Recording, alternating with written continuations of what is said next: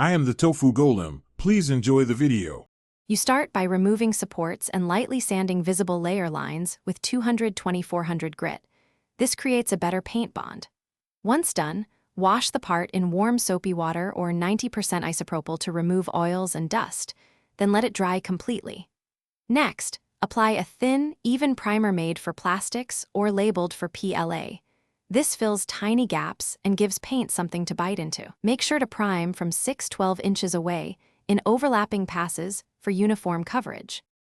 You'll build color with thin base coats so details stay crisp. Acrylics and enamels both work, but choose one system and stick to compatible primers. If spraying or airbrushing, apply 2-3 light passes from 6-10 inches away, waiting 5-10 minutes between passes to avoid runs.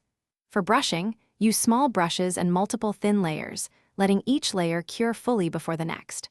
Also, sand lightly with 600-800 grit between coats if you need ultra-smooth transitions. This ensures a professional finish.